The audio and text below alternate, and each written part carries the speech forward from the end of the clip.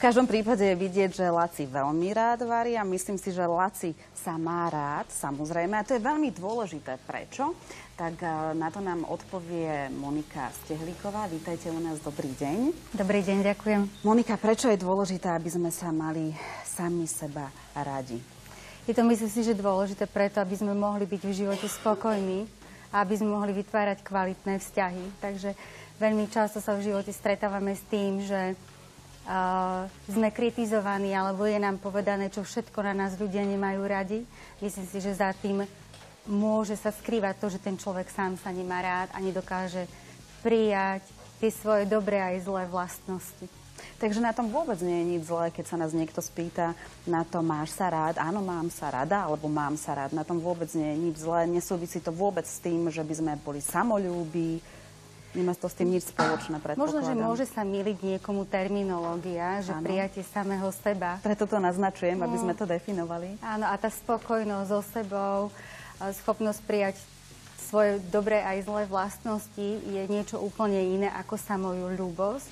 Tej samoľúbosti alebo toho, čoho sa ľudia najčastejšie pri tom boja, je, že budú egocentrickí alebo budú narcistickí. Tak veľakrát vlastne pri takom narcizme moja hodnota ako človeka, ako ženy je závislá od toho, ako ma vidia tí ostatní. Takže ak mi tlieskajú a chvália ma, tak ja som spokojná so sebou. Ak ma niekto skritizuje, tak celá moja hodnota sa prepadne do čiernej diery a ja môžem chytiť svoju slabú chvíľku alebo dokonca nejaké depresie. Takže to prijatie samého seba je niečo veľmi stabilné, niečo, čo prekrýva akoby v tom pozadí celý ten život. Ako to vnímate vy? Ja mám taký pocit, že málo ľudí povie, mám sa rád. Je to naozaj realita?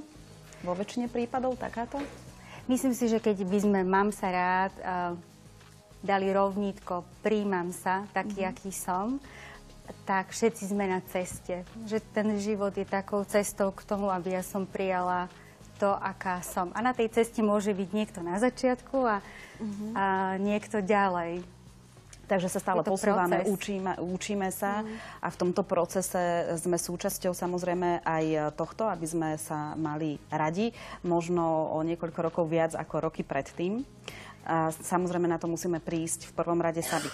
To znamená, že je možné naučiť sa mať sám seba rád. Ako? Myslím si, že je to taký každodenný tréning. Najjednoduchšie je začať s tým, ak si nájdem veci, ktoré na sebe mám rada, čo sa týka aj môjho tela, takže ktoré časti tela mám rada, ktoré povahové vlastnosti mám rada, čo rada v živote robím, s akými ľuďmi sa stretám. Takže je to taký proces seba poznávania toho, čo ja sama mám rada. A potom následne, myslím si, že hneď druhý krok je pri tom poznávaní zase toho tieňa v nás. Takže sú isté časti tela, ktoré nemám rada, možno niektoré vlastnosti, ktoré je to pre mňa náročnejšie prijímať. A to bude v tom druhom kroku veľkou výzvou, aby som dokázala prijať aj ten tieň alebo tie negatívne veci na sebe. Ako to ale prijať? Viete nám poradiť? Myslím si, že naozaj ten prvý krok je veľmi dôležité vybudovať si to sebavedomie cez to, čo máme radi, aby ono bolo dosť silné na to, aby sa dokázalo konfrontovať aj s tým negatívnym. Takže nešla by som v tom procese hneď do toho, tak nemáš rada svoje nohy, tak začnime tam. Môže to byť príliš ohrozujúce pre tú osobu. Skôr začneme s tým, čo je nám také prirodzenejšie prijať. A potom následne, už keď som dosť silná, keď oprášim vlastné sny a viem, čo v tom živote chcem, keď sa naučím asertívne jednať, takže budem rešpektovať seba a zároveň sa naučím rešpektovať tých ostatných, tak v tomto celom procese príde aj taký čas, kedy príjmem tú šelmu a tú zlobu, ktorá vo mne tiež je, a to negatívne. A ono sa to potom pekne tak vyrovná, zharmonizuje, čím vlastne my sme potom schopnejší aj tých druhých viac príjmať. Takí, akí sú. Ako sa, a to je veľmi dôležité, to je určite veľmi dôležité, ako sa prejavuje, keď niekto sa ešte rád nemá na 100%? Ak je teda možné dosiahnuť vôbec tých 100%? A ako sa to prejavuje? Pravdepodobne to uvidíme, že ten človek bude mať tendenciu sa podceňovať. Takže my na ňom uvidíme mnohé dary a obdarovania, talenty, ktoré on sám nebude vidieť a bude znižovať ich hodnotu. Títo ľudia majú veľakrát tendenciu bagatelizovať svoje prednosti a upínať sa na to, čo nemajú. Smerujú svoju energiu veľakrát, aby dosiahli niečo, čo im samým nie je vôbec prirodzené, pretože nedokážu prijať svoje vlastné obdarovania. Ale takisto to môžu byť ľudia, ktorí sami seba príliš kritizujú alebo kritizujú tých ostatných, takže majú ten taký pichlavý jazyček. Alebo majú tú optiku, že v celom obrázku nájdu presne ten detail, ktorý tam vadí a ktorý je chybný a z toho detailu stane sa obraz a to ostatné odíde do úzadia. Alebo konfliktné typy. Takže keď má vo vnútri sám ten človek konflikt, tak potom prirodzene tvorí tie konflikty aj smerom navonok. Vy ste mi ešte pred reláciou spomenuli, že sa to pokojne môže nejakým spôsobom ukázať aj na tom, akú spodnú bielizeň dáma nosí. Veľakrát je to vlastne to prvé oblečenie, ktoré žena nosí, je skryté pre tých ostatných. A keď sa robili také prieskumy seba prijatia, tak práve u žien, ktoré v tých ostatných položkách takisto vykazovali takú zrelosť voči sebe a prijatie seba, tak po stránke oblečenia nielen dbali o ten vonkajší outfit, ale takisto dbali aj o tú spodnú bielizeň. A veľakrát to prelomové bolo práve v tom, že navonok ešte vyzerala tá žena fajn, ale tá druhá vrstva, tá blízka pri tom tele, tak tá bola nedostatočná. Takže vlastne na takýchto veciach si môžeme možno uvedomiť zajtra ráno, keď sa budeme obliekať, alebo možno ešte počas tohto dňa, že či sa máme skutočne radi, alebo nie, a keď sa máme skutočne radi, keď sa k tomu dopracujeme. Ako to začne vplývať možno na okolie, ako sa to začne prejavovať, ale už ste čo to naznačili, ako sa takému človeku vôbec existuje? Myslím si, že to sebaprijatie prirodzene so sebou nesie vnútornú spokojnosť a harmóniu. Nehovorím, že tí ľudia nie sú v konfliktoch alebo nie sú v strese, ale je to niečo také, taká atmosféra, ktorú tvoria okolo seba, ktorá je v podstate spokojná a pokojná a na to prirodzene, že reaguje aj to okolie. Sú to veľakrát ľudia, ktorí v tom kontakte dokážu povedať, toto chcem ja a vidím, že toto potrebuješ ty.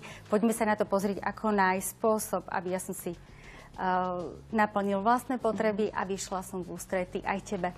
Takže sú to komunikačne veľmi zdatné osoby, ktoré dokážu aj v rámci tých konfliktných situácií tú emocionalitu v rámci toho regulovať a strážiť. A chápem to správne, že možno aj vďaka tým problémovým situáciám sa viac posúvame ako keby ďalej, pokiaľ si to samozrejme ale uvedomujeme a chceme s tým niečo spraviť, aby nám to možno tak neblížilo. Vždy, kde si na okraji, vždy na hraniciach poznávame, kým sme a na tej hranici dokážeme aj posunúť ďalej. Takže určite konfliktné a záťažové situácie sú situáciami, kedy my poznávame, kým sme a dokážeme prijať seba viac. Takže to je naozaj aj veľmi ťažké v takých tých problémových situáciách, kedy ľudia skôr asi myslia spôsobom, prečo to tak je, prečo mi je blížené a nepozerajú sa cez seba samého, ale to s tým súvisí a s touto témou nemám rád sám seba a asi potom nie je možné ani vyhodnotiť tú situáciu takýmto spôsobom. Ale ako ste povedali, pracujeme na sebe. Takže možno aj vďaka tomuto rozhovoru si uvedomíme, že takéto situácie by sme mali inak zvládať a inak sa predovšetkým na ne pozerať, prístupovať. A je veľmi dôležité, aby aj deti sme potom učili viesť k tomu, aby sa mali radi. Tým deťom je to prirodzené. Oni sú veľakrát, keď sú maličké, tak sú v centre toho sveta. Celý svet majú pocit, že sa točí okolo nich. Takže tam, keď je rodina, ktorá prijíma to dieťa, dovoluje mu, aby sa cítilo milované a chcené, tak dieťa sa prirodzene od tých rodičov naučí, ako sa má správať samej k sebe.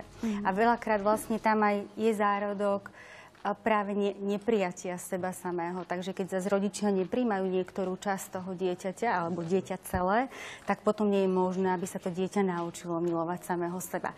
Takže ja môžem byť milovaná v mojej rodine ako poslušná, tichá, ale som odmietaná, keď som hnevlivá alebo keď šantím a vykrikujem. Takže rodičia ma naučia túto časť nemať rád. A ja keď dospievam a dovolím, aby tá optika rodičov sa stala mojou vlastnou, tak budem tá poslušná, skromná, ale vo vnútri napríklad nahnevaná. A hnev nikto neuvidí smerom navonok, ale ja tú časť v sebe nebudem mať rada. A pre tieto typy bude dôležité vlastne v rámci tej svojej cesty seba prijatia prijať aj svoj vlastný hnev, aj vlastnú agresivitu, aby sa mohli stať celiství. Takže deti môžeme viesť k tomu tak, že ich príjmame celé, aj s tým, čo nám sa páči, aj s tým, čo možno sa nám na prvý pohľad u detí nepáči. Tak pri tých deťoch určite začať, aby potom nemali problémy v dospelosti. A my dospelí predovšetkým, čo je veľmi dôležité z tohto rozhovoru vyplýva, vieme ešte na sebe pracovať. Monika, veľmi pekne vám ďakujem a v našom vysielaní v tejto chvíli pokračujeme ďalej.